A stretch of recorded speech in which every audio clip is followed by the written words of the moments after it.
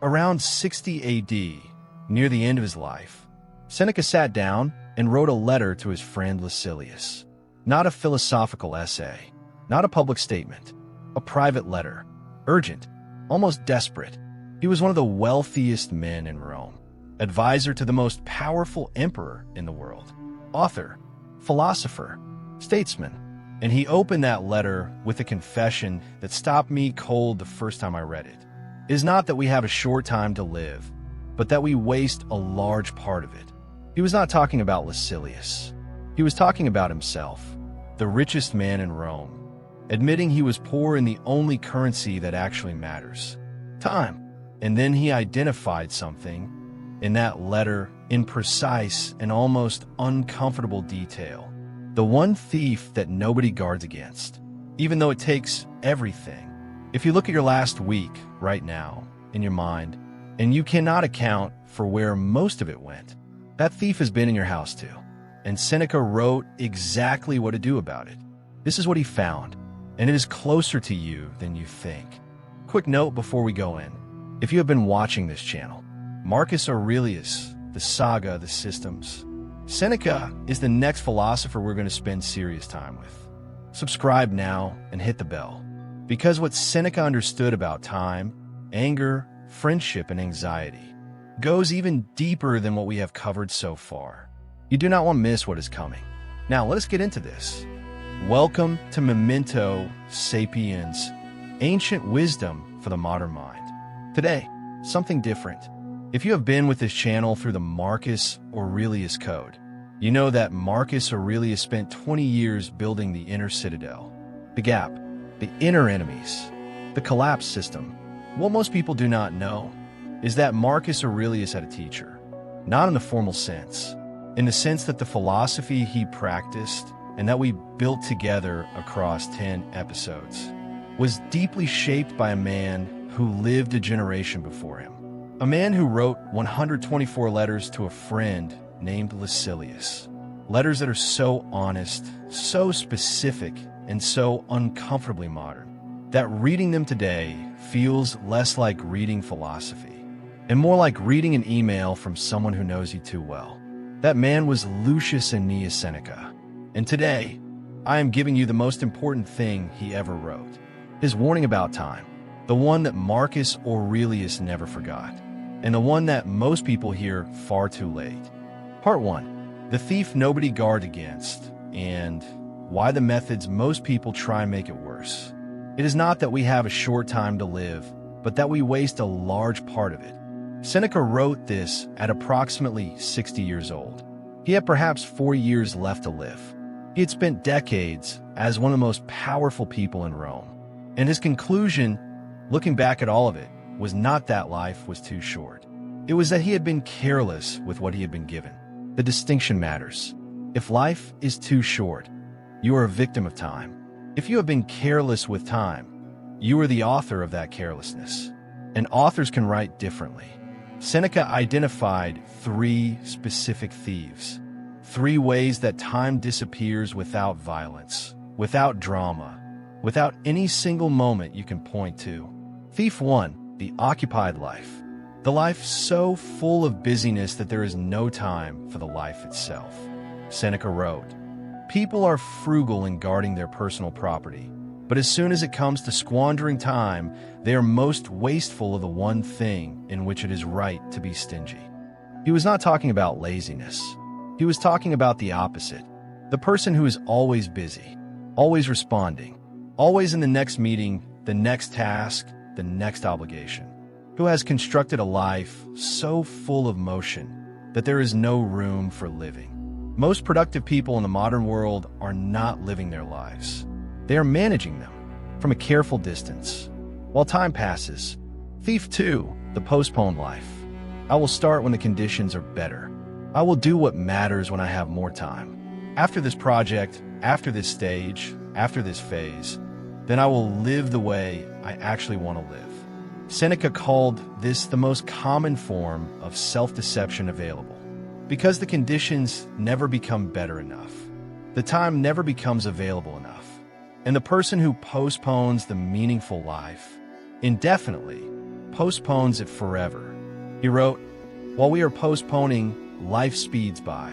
Not walks, speeds." Thief 3, the distracted life. Not distraction in the modern sense of the phone.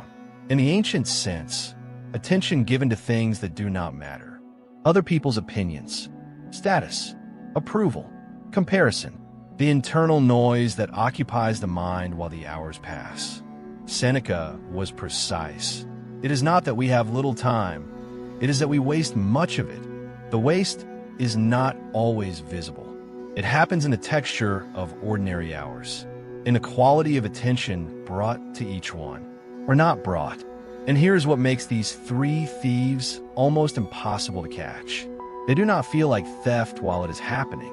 The occupied life feels like productivity. The postponed life feels like patience. The distracted life feels like living. Until you look back and realize most of it went somewhere you cannot name. Part 2. The difference between a long life and a deep one, and why Seneca said most people confuse them. A long life, if it contains fullness of accomplishment, is a genuine long life. Seneca was not talking about quantity. He was talking about depth.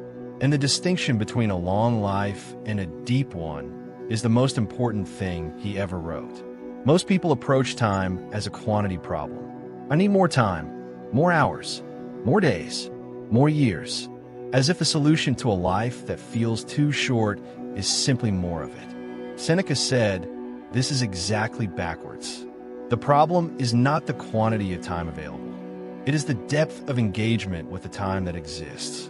He wrote about a specific type of person, the truly living person who experiences time differently from everyone else.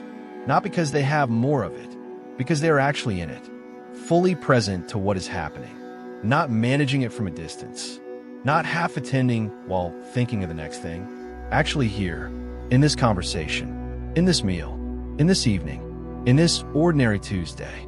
And that quality of presence, Seneca argued, is what makes a life feel long. Not because more time passes, because more of the time that passes is actually experienced. Think about the hours of your life that felt richest, fullest, most real. They were almost never the hours of highest productivity. They were the hours of deepest presence. The conversation where you forgot to check your phone. The meal where the food actually tasted like something. The evening where time seemed to expand rather than contract. That expansion, that feeling of time becoming generous, is not luck. It is the result of a specific quality of attention. And Seneca gave a precise name to the person who lives with that quality of attention consistently. He called them someone who has truly lived, as opposed to someone who has simply existed for a long time. The difference between those two, between living and existing, is the entire project of this video, and Seneca's system for getting there, specific, practical, unusually modern, starts with an audit that most people are afraid to do. Part 3. Seneca's Time Audit. How to see what is actually happening with your time before you try to change it. Omnia Lucilius alienus sunt, tempus tantum nostrum est. Everything is alien to us, Lucilius. Time alone is ours. This is perhaps the most famous sentence Seneca ever wrote. And most people who quote it stop there. But the next sentence is what matters. Look back over your past. How much of it was taken by a creditor? How much by a friend? How much by a king? How much by a client? How little of it was left for yourself? He was not being poetic. He was prescribing an exercise. The time audit, not a productivity audit, not a calendar review, something more honest than both. Here is the Seneca time audit, exactly as he described it, translated into modern practice. Step 1. Account for the last 7 days completely. Not how you plan to spend them, how you actually spent them. Hour by hour, if possible. In rough blocks at minimum. Where did the time go? Not I worked. Where specifically? Not I was busy. Busy with what? Step 2. Classify each block honestly into one of 4 categories. Category 1. Time that was genuinely yours. Chosen freely, spent on what you actually value. Category 2, time that was necessary, obligations that genuinely required your presence. Category 3, time that was given away to other people's priorities, other people's urgencies, other people's definitions of what matters. Category 4, time that simply disappeared, not given, not spent, not invested, just gone. Step 3, look at the ratio. Seneca said most people, when they do this honestly for the first time, discover that the first category, time genuinely theirs, is a fraction of the total, often less than 10%, sometimes close to zero. And here is what Seneca found when he did this audit himself. Honestly, in the letters to Lucilius, he found that a life could look full from the outside and be almost completely empty from the inside. Full of motion, empty of meaning, full of activity, empty of presence. And the audit, the honest accounting of where time actually went, is the prerequisite for all of it, because you cannot reclaim what you cannot see. Marcus Aurelius called this seeing clearly. Seneca called it accounting for your time. Both were describing the same first step. Before any practice, before any system, before any change, you look, honestly, at what is actually there. If this is landing, if the audit made you think of something specific about your own time, subscribe to this channel and hit the bell. Because what Seneca built on top of this audit, the system for reclaiming your time and actually living it, is what we are building on this channel. One philosopher at a time. Subscribe now. It takes 5 seconds. Now the system. Part 4. Seneca's complete system for reclaiming your time. 4 practices that work together. After the audit, after you have seen honestly what is actually happening, Seneca prescribed 4 specific practices, not productivity hacks, philosophical practices. The distinction is important. A productivity hack optimizes how you use time. A philosophical practice changes your relationship with time. Practice 1, the daily account. Every evening, Seneca prescribed a brief review of the day. Not what did I accomplish? Did I live today? Specifically, was I present to what mattered? Did I give genuine attention to what I chose to do? Was I here, or was I managing from a distance? He wrote to Lucilius, "When the light has been removed and my wife has fallen silent, I examine my entire day and go back over what I have done and said." Not productivity review, presence review. The question is not, was I efficient? The question is, was I here? Practice 2, the selective yes. Seneca was ruthless about what he agreed to, not because he was antisocial, because he understood that every yes to something unimportant is a no to something that matters. He wrote, "People are always complaining about the shortness of time, and yet they have much more than they need. The problem is not time. It is the inability to say no to the occupation of time by things that do not deserve it." In practice, before saying yes to any commitment that will cost more than an hour, ask one question. In 5 years, will I be glad I spent that time this way? Not, is this useful? Not, will this offend someone if I decline? In 5 years, will I be glad? Practice 3, the present investment. This is the practice Marcus Aurelius called confine yourself to the present. But Seneca's version has a specific economic framing that makes it more immediately usable. He described time as the only currency that, once spent, cannot be recovered, and argued that most people are precise with money, tracking every dollar, every purchase, every expense, and completely careless with time, spending it without attention, giving it away without thought, losing it without noticing. The practice, treat each hour the way you treat a significant financial decision. Before spending it, ask what you are getting in return, not productivity. Return. What will this hour have given you? In terms of presence, connection, meaning, or genuine work when it is over. Practice 4, retirement into yourself. This is the one most people skip. Seneca prescribed regular, deliberate periods of withdrawal from social obligation.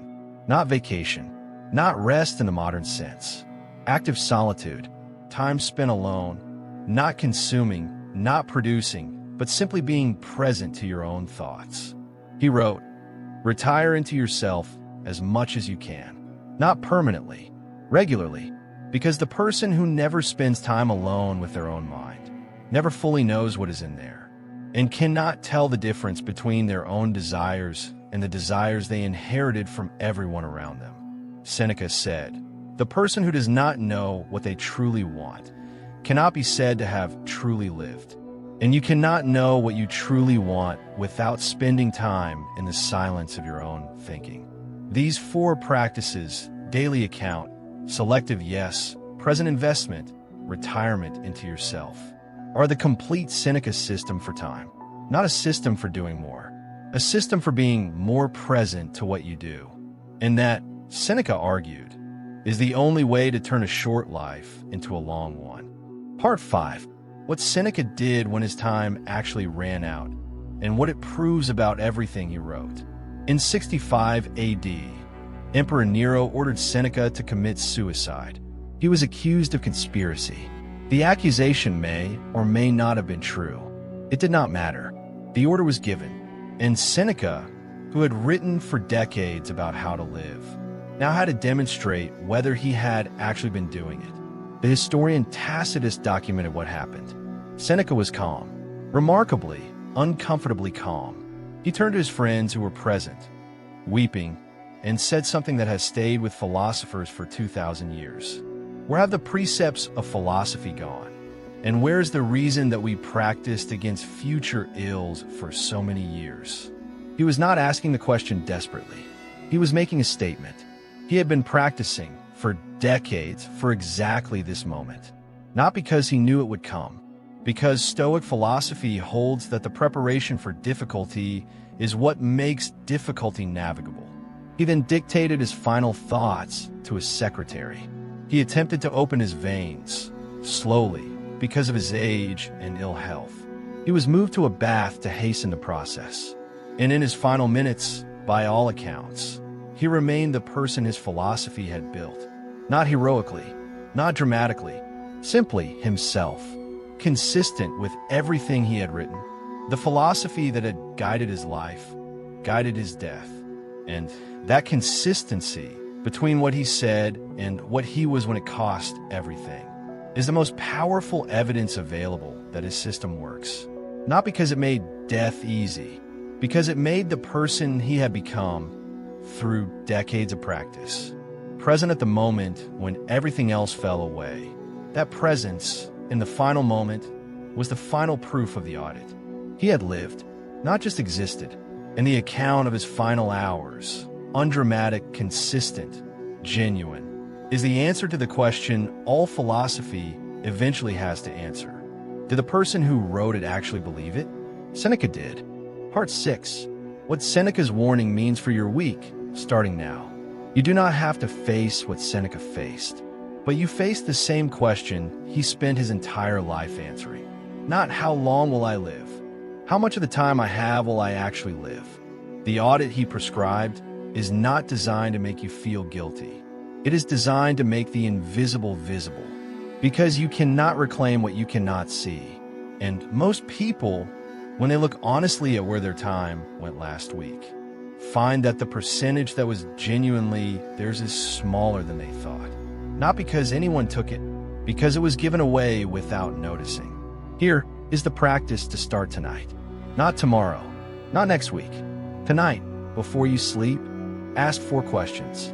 What did I do today that I actually chose? What did I do today that someone else's urgency chose for me? Where was I fully present? And where was I somewhere else?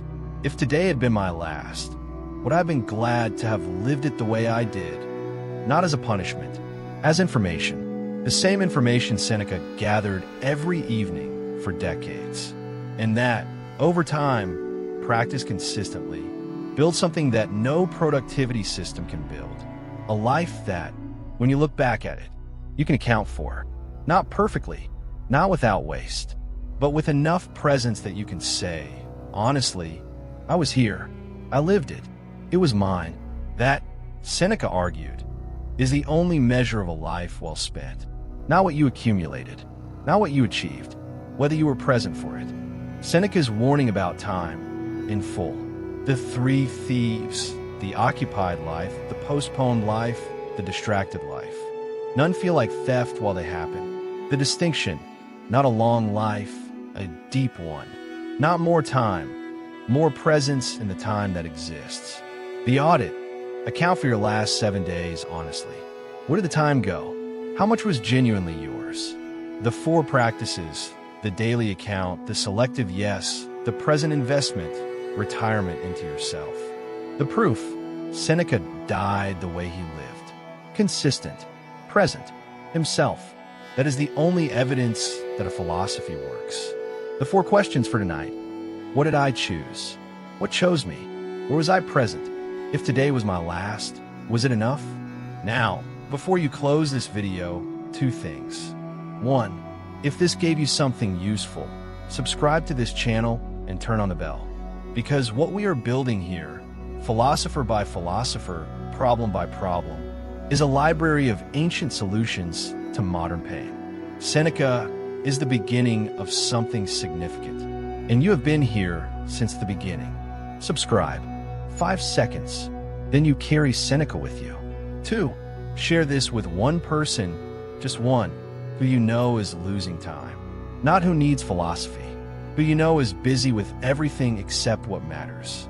Send them this video. That act, giving someone the tool that might reclaim their time, is itself Seneca's philosophy in practice. Giving something that matters to someone who needs it, while you still have time to give it. Remember to be wise. Memento Sapiens.